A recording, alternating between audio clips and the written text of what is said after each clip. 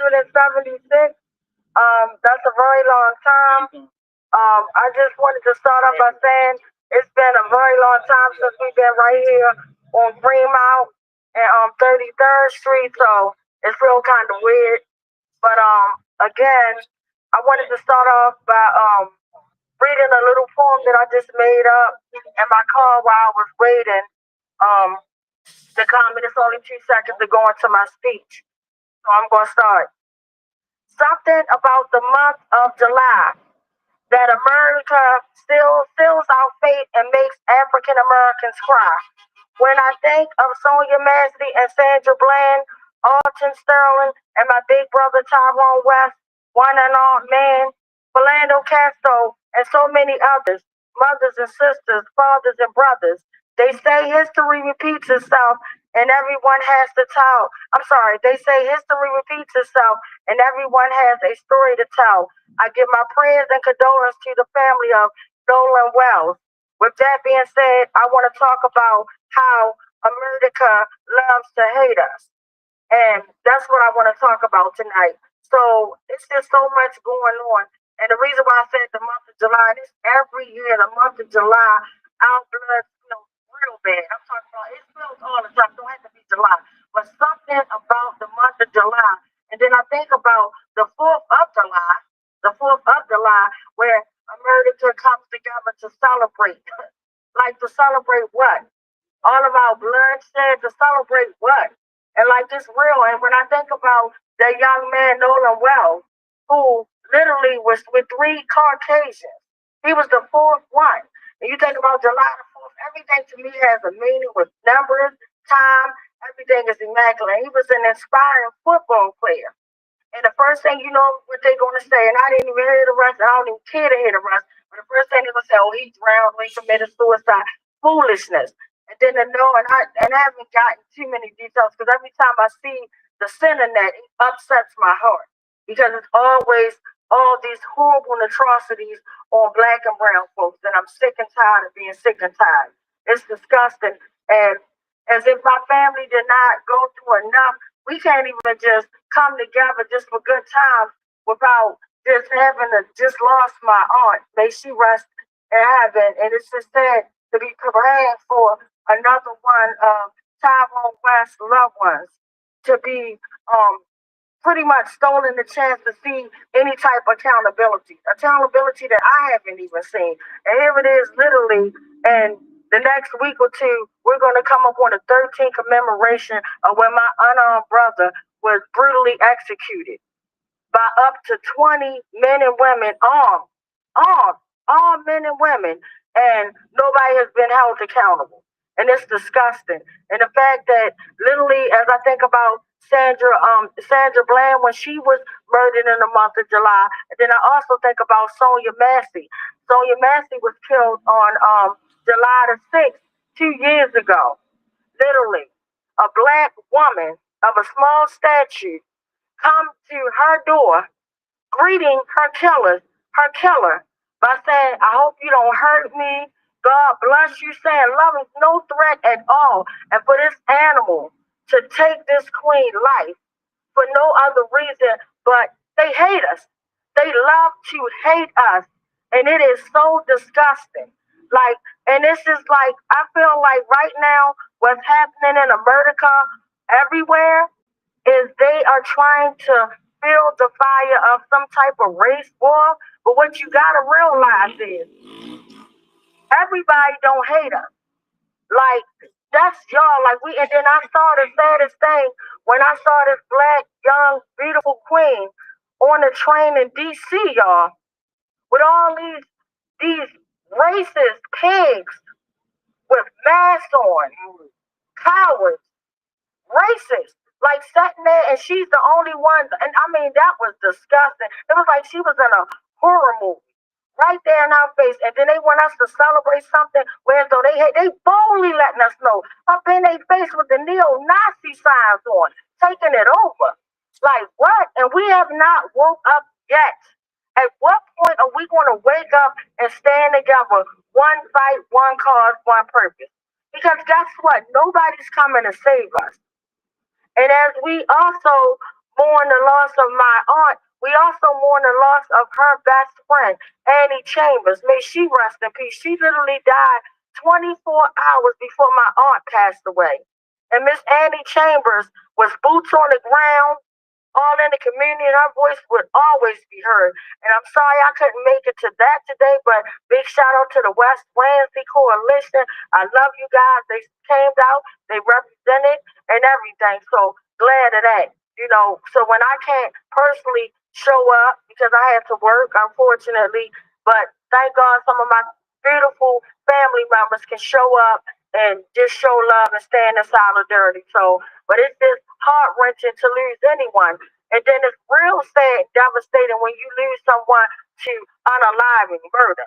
Like, that is devastating. Like, any type of, like, just losing my aunt over the weekend, I'm still disheveled about that. She wasn't murdered, you know?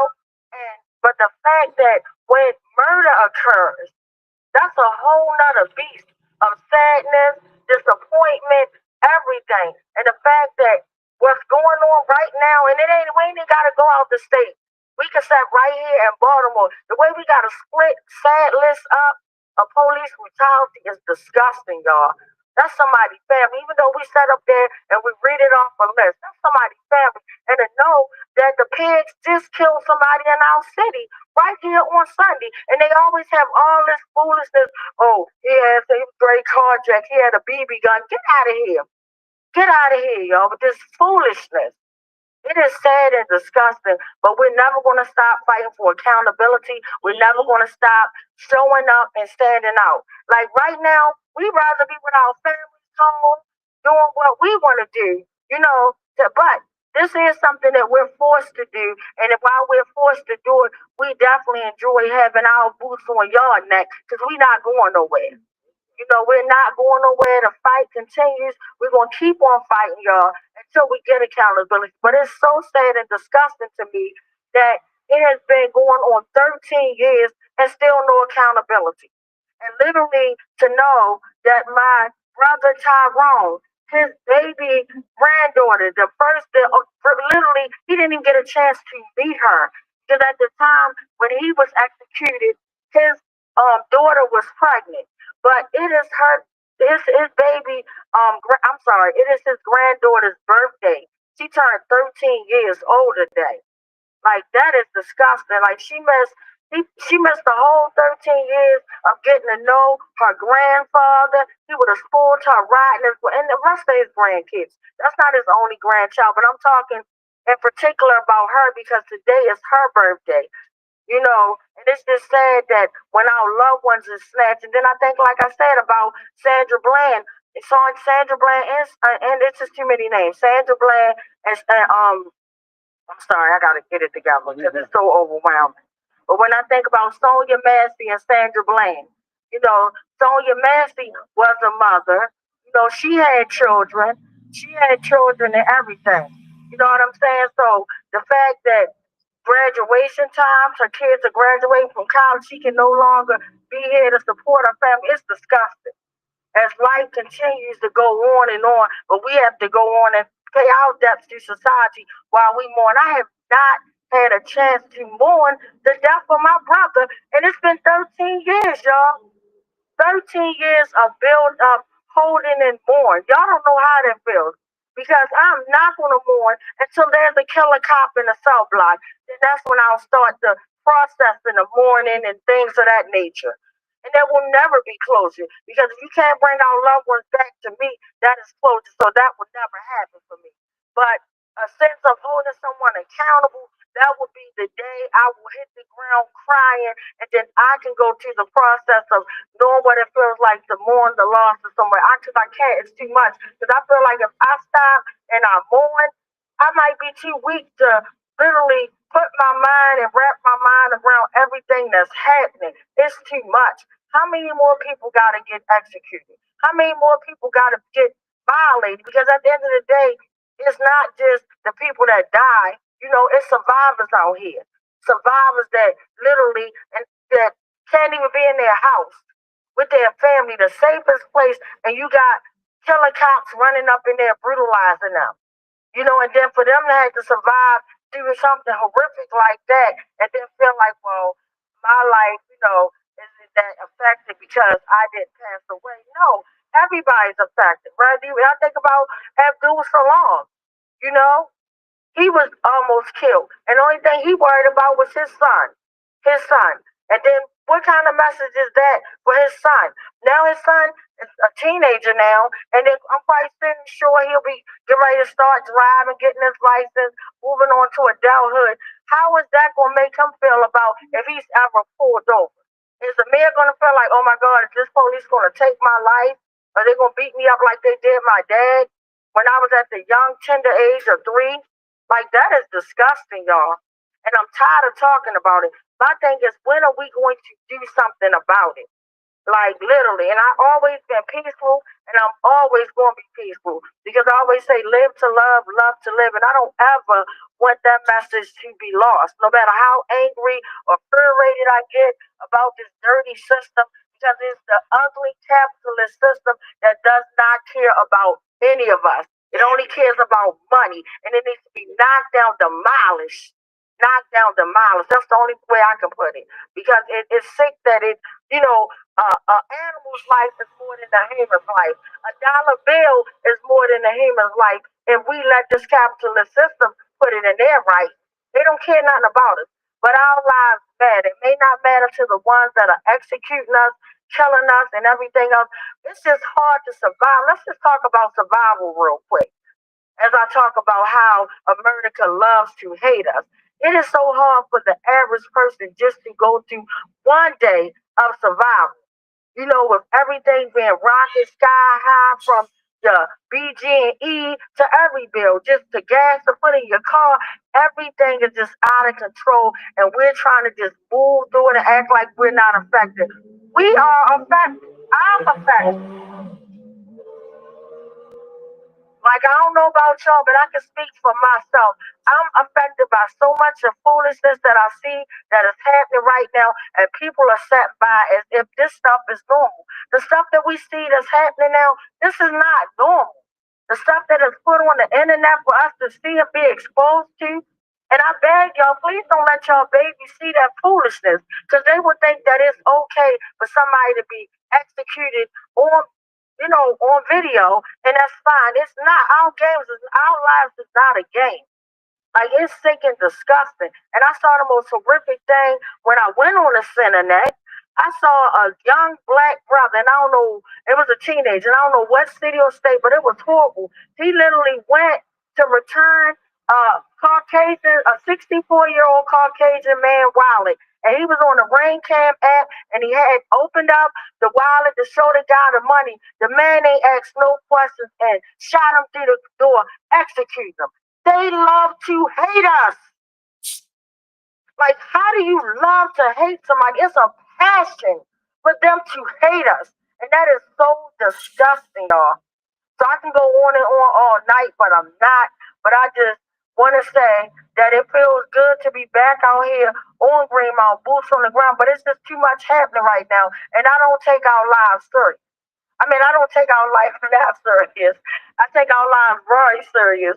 But, like, I just don't feel right. That's why I'm talking all over the place, because we don't know if somebody right now might ride up, throw out some pops right now, like, and get right away with it. And then it just be on with the next story. Oh, where they try, like, no, y'all, we got to do something. The time is down. We don't do something.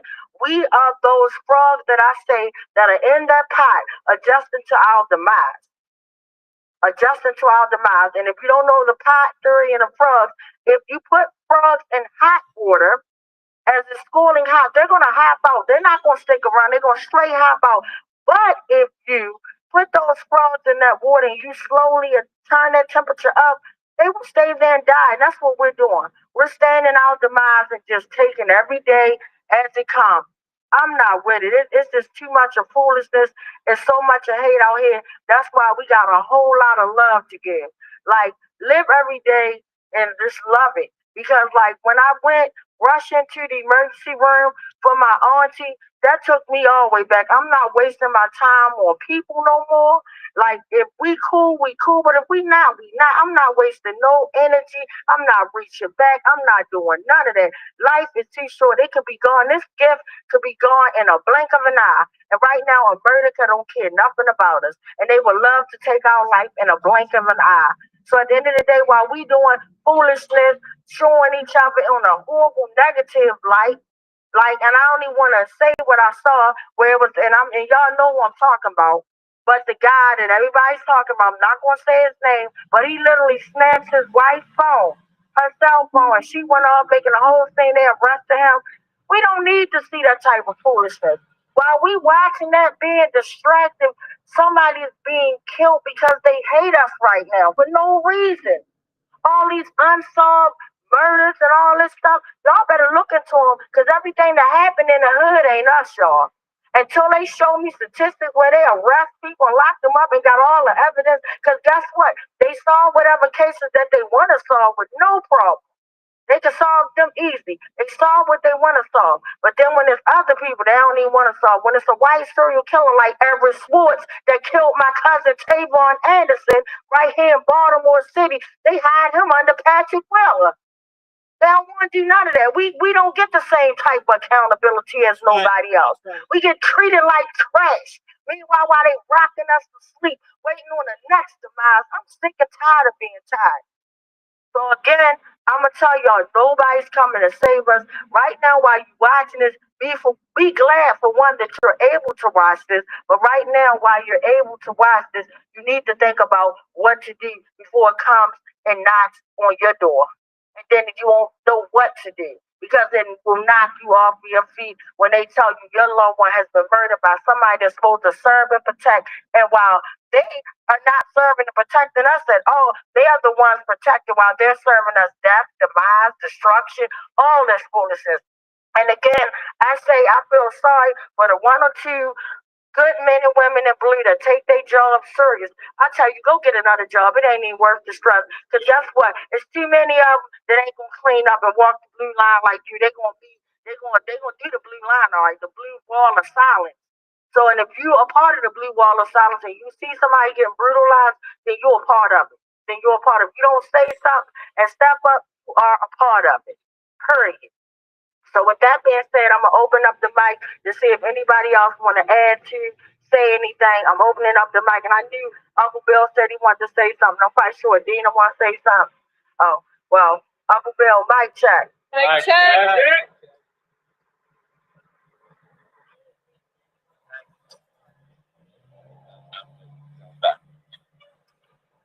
So I want to talk for a few minutes about ICE having killed someone yesterday morning. So this was in Houston, Texas.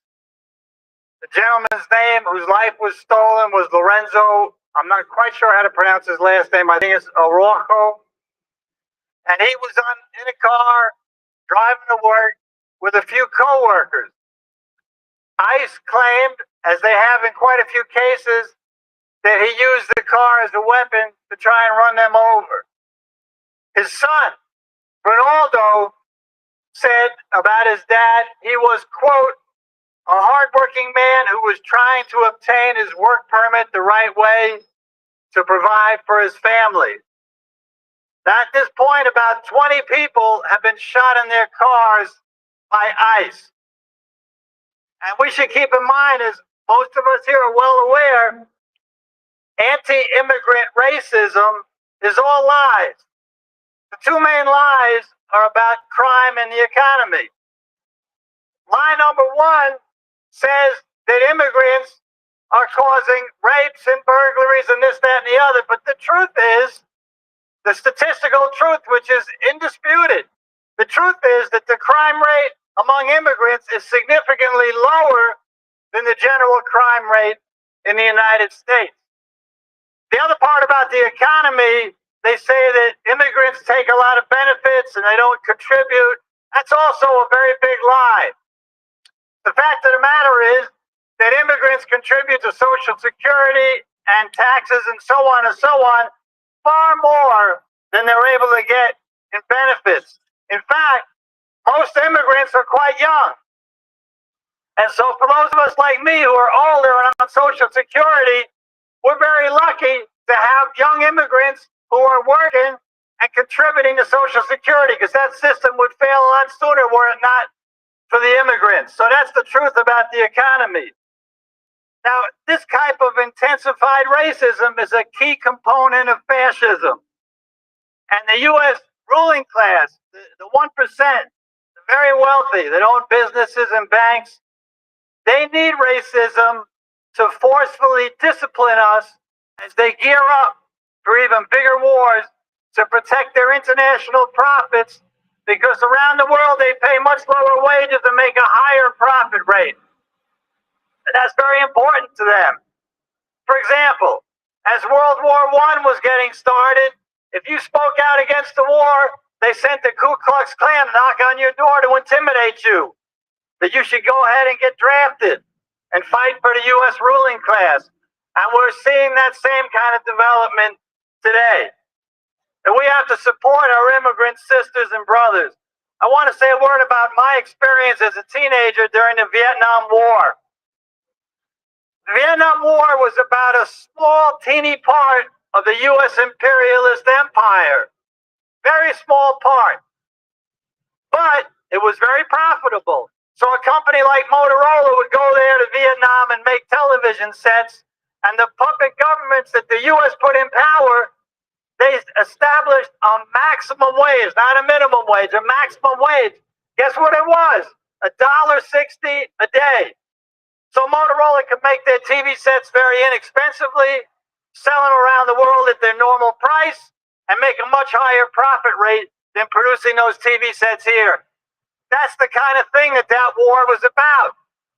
And in that war, the U.S. was willing to kill 50,000 U.S. soldiers, to maim 250,000 or so U.S. soldiers, and to kill 2 million Vietnamese.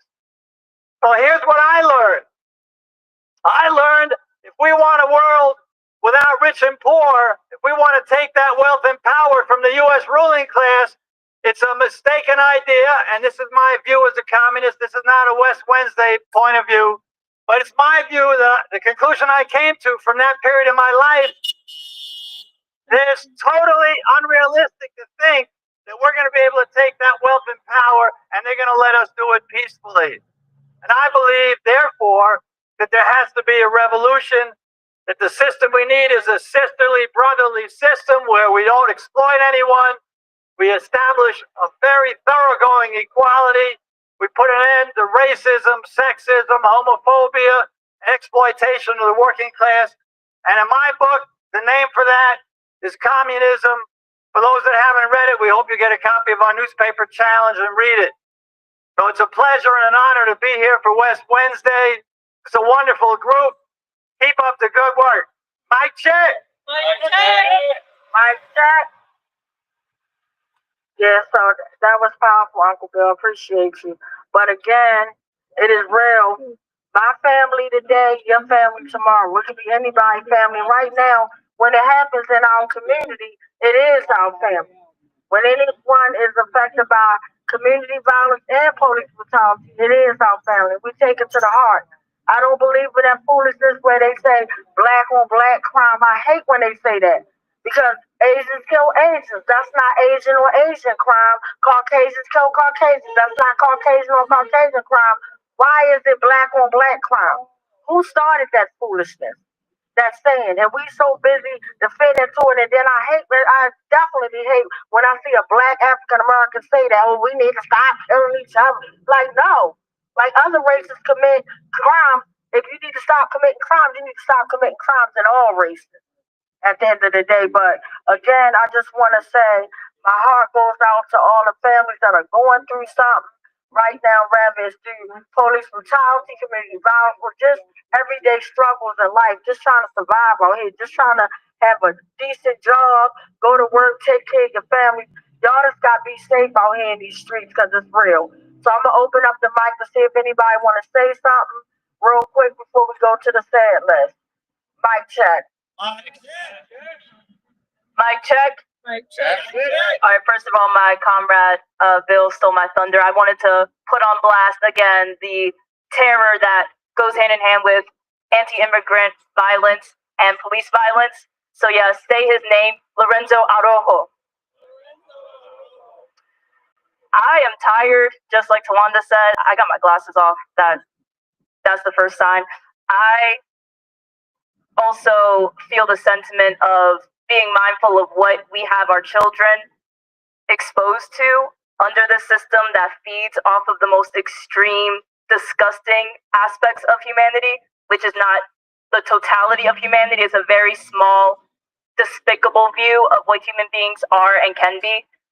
I just have a literal, within the last day example, while being at my job, holding art classes for students, just an hour and 20, this girl happened to bring up that a girl, a classmate she knew, was killed. 15-year-old and her 9-year-old brother discovered by their parents with gun wounds in their neighborhood, in their home. And the way that it was brought up, because I am of the generation where technology became foundational in how we understand the world, and so those younger than me have that even more indebted.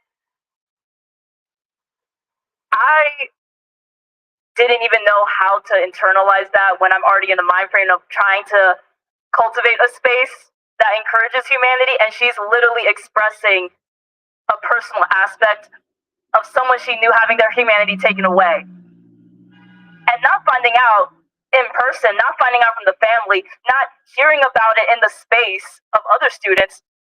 She found out about it on Instagram, online, just like how you can find out about all other children being killed by police, all other children being taken out by Israeli soldiers, all other children being taken out in Sudan. I am disgusted. I am disappointed. And I feel like, along with our fight, which I believe for me is a lifelong fight for Tyrone West and all victims of police violence, the fight for workers' safety needs to be embedded in all parts of our lives, especially with young people that are around us who, even if they understand from like a taught ideological standpoint, oh yeah, hurting someone is wrong, killing someone's wrong, I don't want to feel pain, I shouldn't cause other people pain. Being critical and realizing, yeah, on the interpersonal level, we don't want you hurting your classmate, we don't want you causing problems. What about the people that you don't see every day? The people that you'll never see in your lives, the people who are spending money to one day have those weapons that are being placed into our neighborhoods turned on you, or to having you putting weapons against people that you'll never know, you will never know their faces, but because they're on the opposite side of a war, it seems valid for you to defend your country.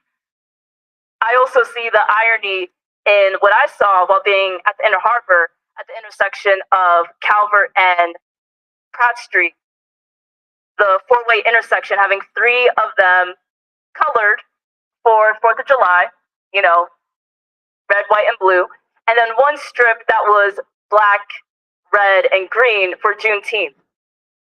And similar to what I thought about with our friend Shorty's installation at the Peel Museum for our West Wednesday West Coalition exhibition, the dichotomy of the blood-soaked history of this nation and then the fight to eventually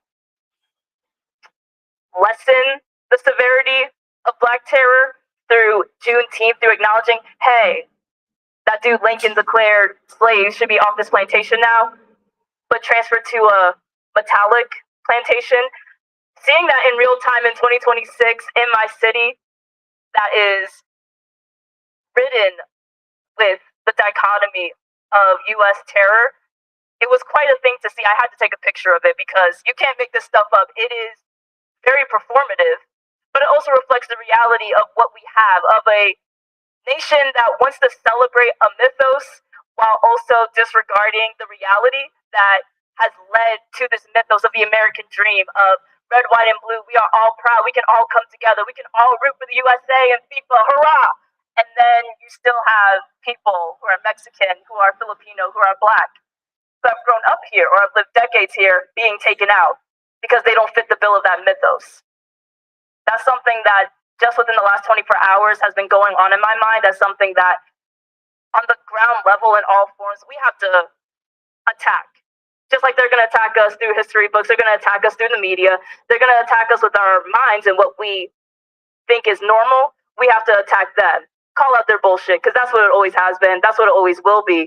And unless we actually unite those fights of police terror, of anti-ICE work that we need to do, the fight against anti-human behavior, we're not going to get anywhere.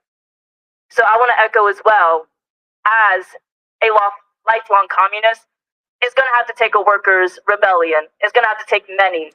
And it's not going to be something that will have a long trajectory of progress. It's going to be a lot of pain, a lot of suffering. But that shouldn't deter you from trying to fight anyway, because look at what we have here. You're trying to toil and fight for something that wasn't meant for most people anyway. So why not fight for something that actually matters? I feel like that fight has to involve the fight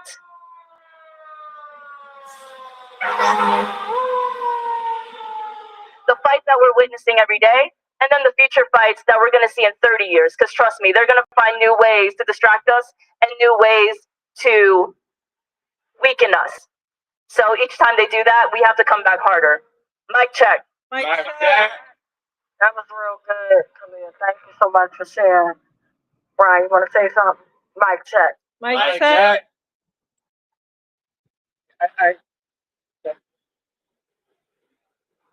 Hello? There we go. I just want to kind of expand on a little bit of what's been said, because it's all been true. It's all been so true about the need for all of us to fight and for all of us to fight together. And I just want to put forward not only this Epstein class administration that we have. Donald Trump made $2 billion last year, so I'm sure that was all honest to come by.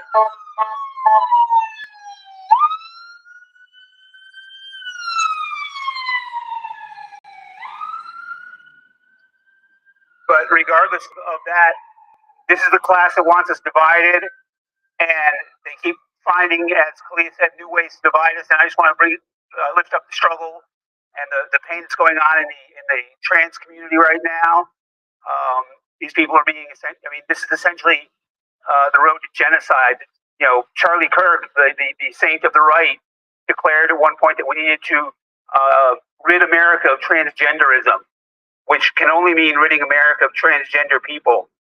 And we have to remember that there's really just one struggle, and we all have to be supporting all of us. And so the other thing that I wanted to say in relation to the idea that we have to have a revolution, it's true, but it's just like capitalists don't oppress us on Thursdays and not on Tuesdays. We have to have a revolution every day. We have to be building a revolution today. We have to be building mutual aid and solidarity among groups. We have to be watching out for each other. We have to be building paths to community safety and community health and community governance that don't involve capitalism, that don't involve hierarchy. We have to start building these things now, because if on the day after the revolution all you have is hierarchy and capitalism to look at, then that's what you're going to build.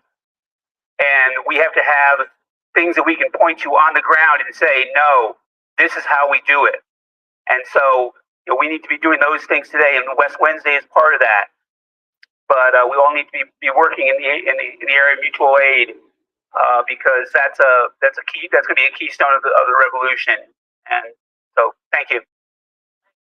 Check. Thank you. And I also want to give a shout out to Retro Runners of Justice.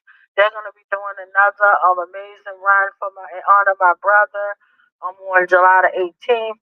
We'll be sharing the flyers and all the information. So thank you, my queen, not just for only lifting up my brother Tyrone West, but literally all the victims and all the hard work you do. Thank you for your run. And you went in and doing all the stuff you was doing when we had the grand opening of the Peel. So just thank you. Thank you, thank you, thank you. And speaking of Peel, please go and see that, y'all. Like, if you can take your family out every week, like once a week, I plan on being there. Go down there and see the exhibit. You will love it. Like, you will not, it's something that you definitely want to see, to share with your family.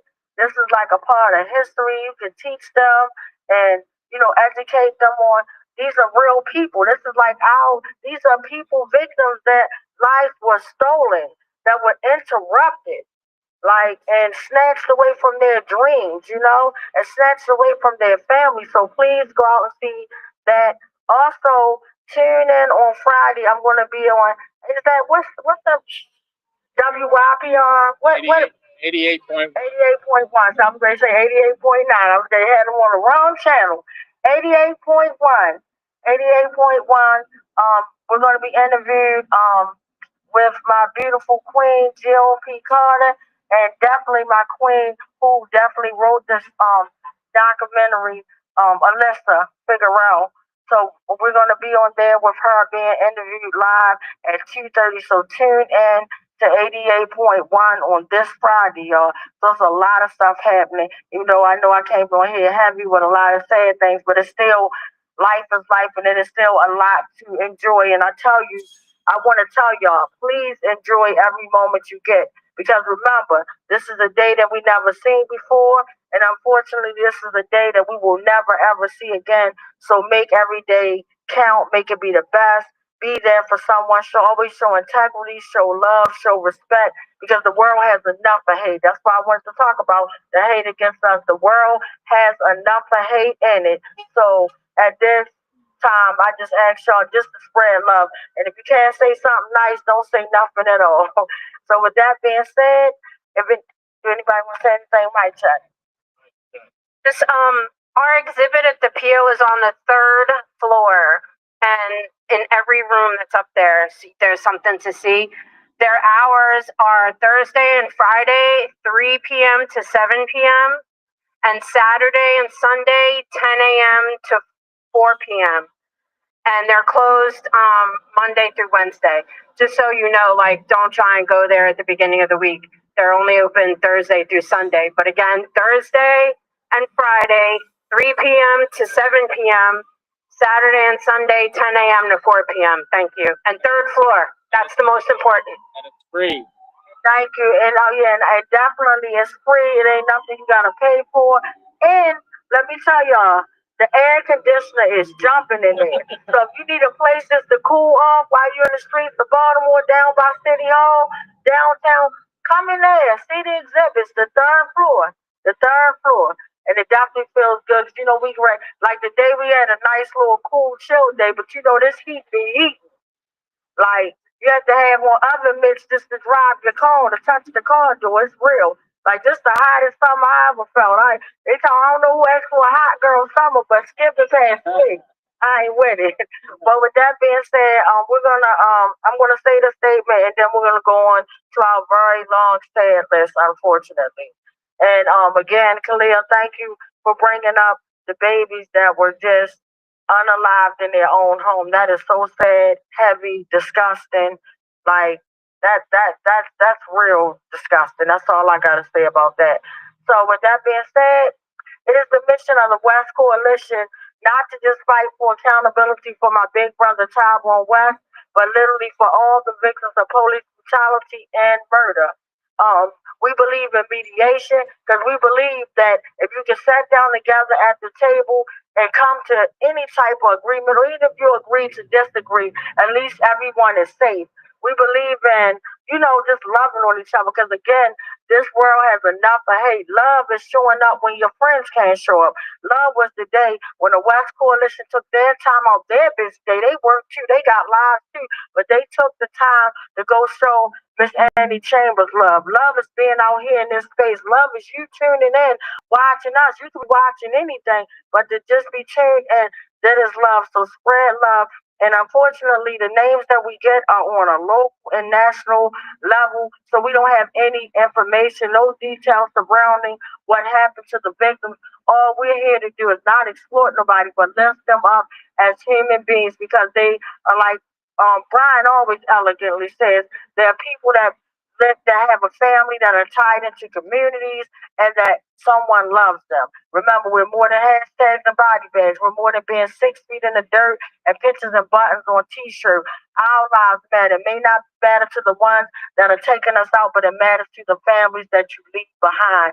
So we always, like I say, live to love to live. So we're going to take 1 minute. I need a timekeeper because y'all know somebody let me know when a minute is up. If you're in a praying, say a prayer. If you're just into just positive energy, we need it all, especially right now. Like, send me positive energy, love. And I'm just like praying for my family as we're mourning again a loss of another family member. And yeah, and I'm standing here in solidarity with Miss Annie Chambers' family and anybody that lost anybody, because it's not just my family, it's families. We're losing people every day. Every day someone's being born in this world, and unfortunately every day someone is leaving this world. So utilize this gift to the best of your ability. So 1 minute, guys. Mic check. Mic check.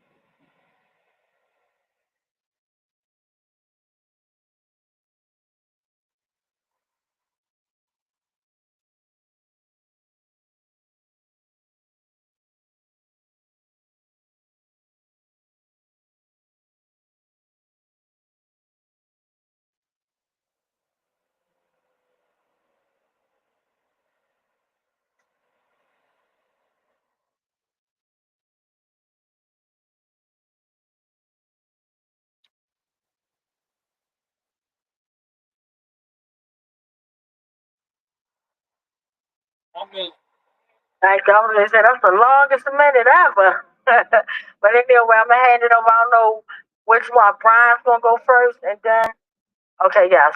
Mic check. Mic check. It feels good to see y'all in person. Definitely. Likewise.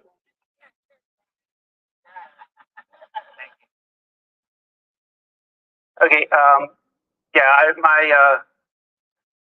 One of the things I do here is I read off the list of people who have died in Baltimore by violence. Again, we don't know much about these people. We just raise up their names.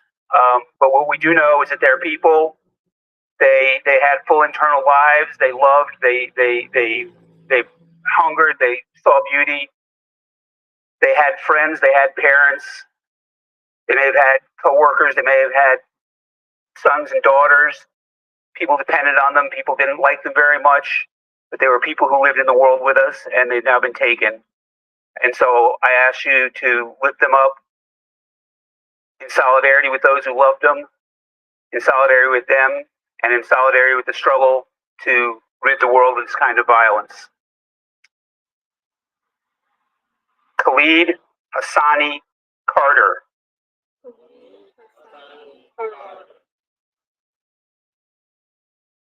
Roderick Coney.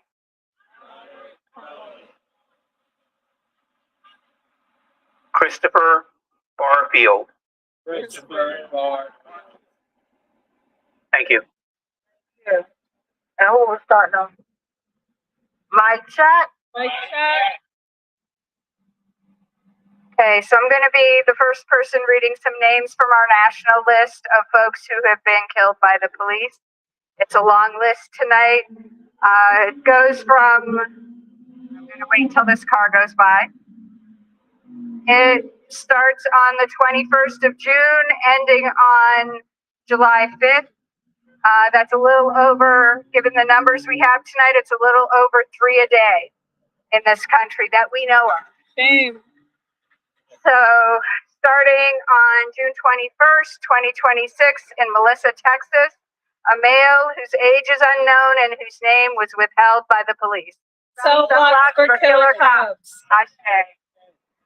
On the 22nd of June in Riverside, California, again, a male whose age is unknown and whose name was withheld by the police. Cell blocks for killer cops. I say. On the 23rd in Columbus, Georgia, male, 33 years old, Jerome Willis. Also on the 23rd in Savannah, Georgia, 35-year-old man, Nicholas Axendi. On the 23rd in San Diego, California, male, 32 years old, Jasu White.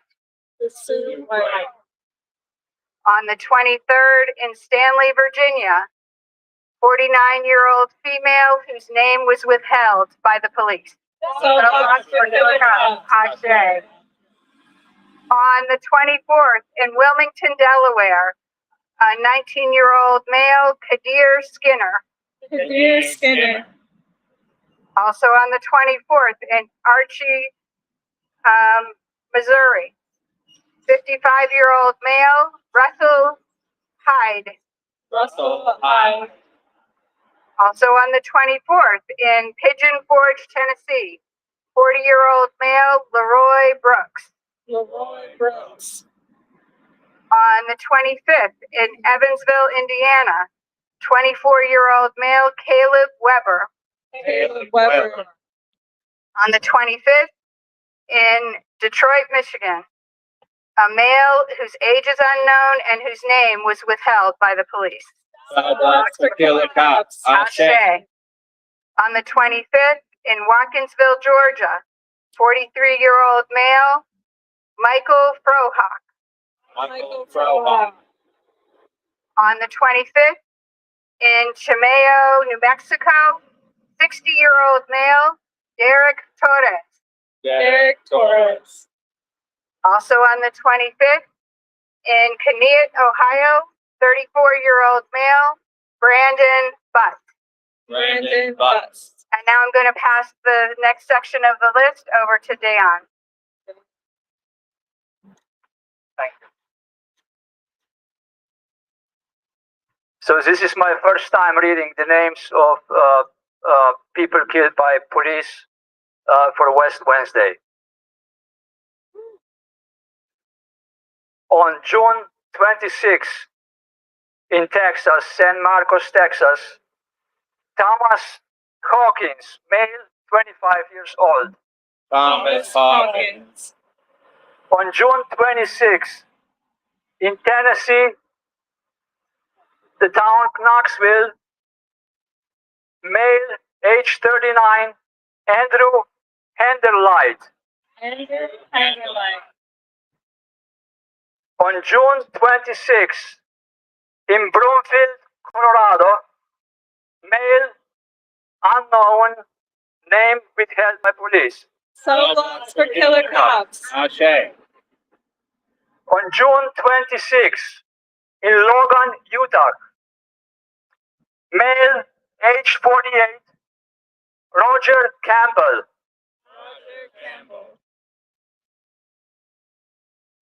On June 27 in Southgate, Michigan, male, 34 years old, name withheld by police. Cell blocks for killer cops. On June 27, Centennial, Colorado, male, age unknown, name withheld by police. Cell blocks for killer cops. On June 27, in Chandler, Arizona, male, age 32, Jerima Patridge. On June 27, Beppingers Falls, New York, male, 17 years old, Oscar Colanders. On June 28, Indiana, Pennsylvania, male, 35 years old, Andrew Herman. On June 28, Livonia, Michigan, male, 61 years old, Roger Zebrowski. Roger Zabrowski. On June 28th, Clinton, South Carolina, male, 31 years old, Brody Resi. On June 28th, Fairbanks, Alaska, male, 31 years old, Brandon Roberts.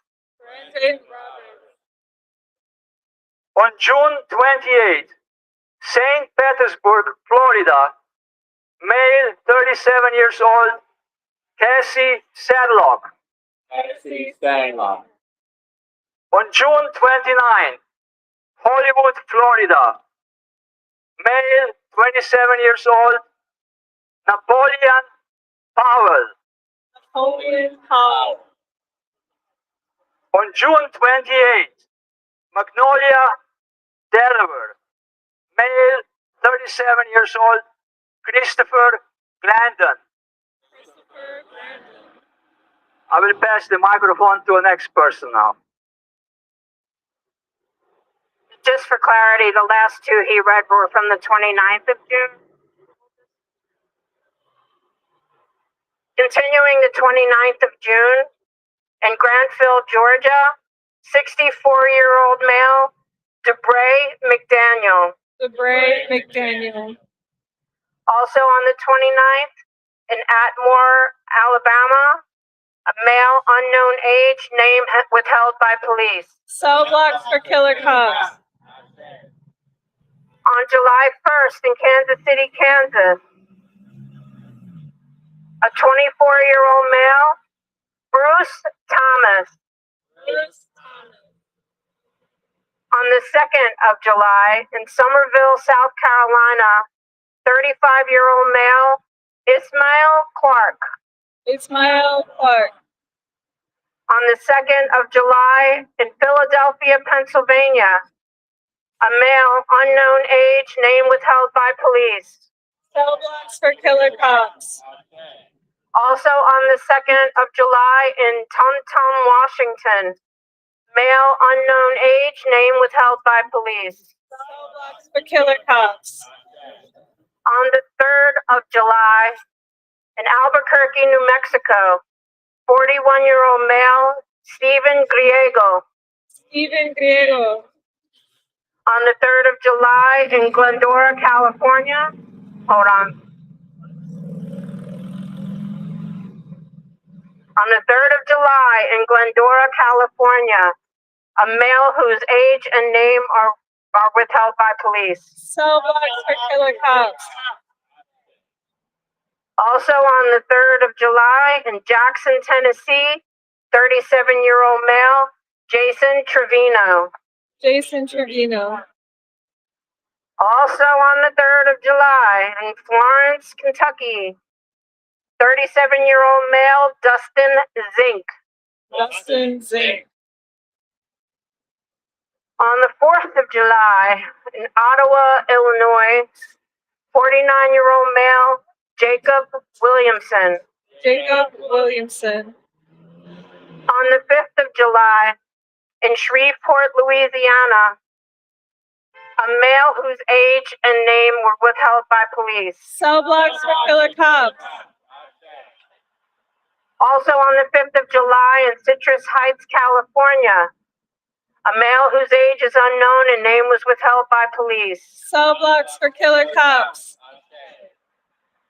Also on the 5th of July in Portsmouth, Virginia, a 38-year-old male, Robert E. Nicholson. So I skipped around a little bit because the last one I'm going to say on the 5th of July was in Baltimore, Maryland, up by Walbrook Junction, 42-year-old Maurice Daniels. And don't believe the narrative. Don't believe the narrative because it sounds just like the GTTF story. Don't believe the narrative. Mic check. Mic check. Thank you. Thank you so much. Thank you, everybody. Thank you for reading the sad list. I know it was hard. Thank y'all so much.